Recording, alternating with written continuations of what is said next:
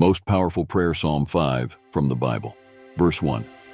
Give ear to my words, O Lord. Consider my groaning. Let us plead God to listen to our words by acknowledging our distress through groaning. Then begin our prayer with a plea for God's attention and mercy. Verse 2. Give attention to the sound of my cry, my King and my God, for to you do I pray. Asking God to pay heed to our cries, addressing God as our King and God. This demonstrates the reverence and devotion of ours. Verse 3. O Lord, in the morning you hear my voice.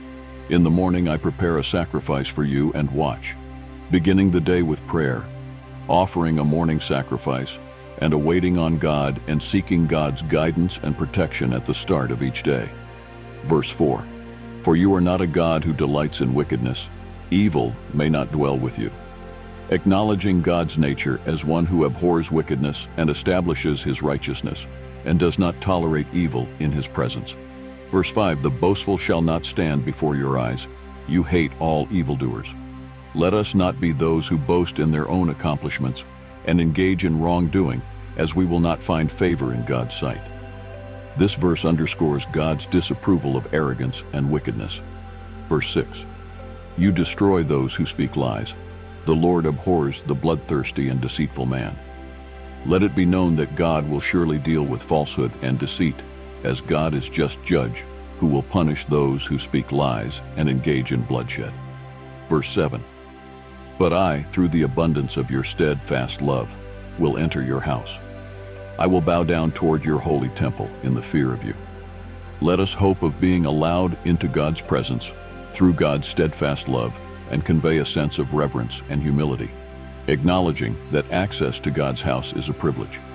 Verse 8, lead me, O Lord, in your righteousness because of my enemies. Make your way straight before me. As we seek God's guidance and protection, especially in the face of enemies, let us pray to God to lead us on a righteous path and make the way straight before us.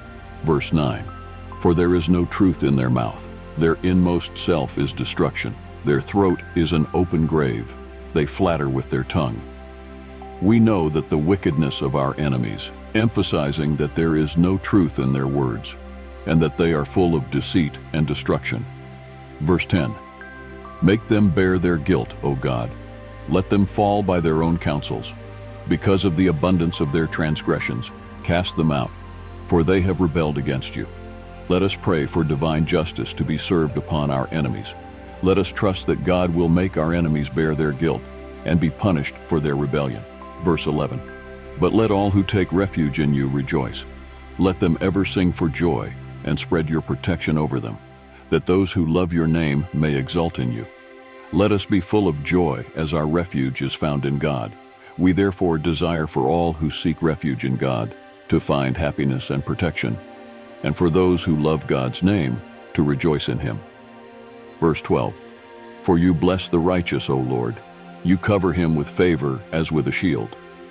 Let us be sure as God blesses the righteous and provides them with favor and protection and shielded by his grace.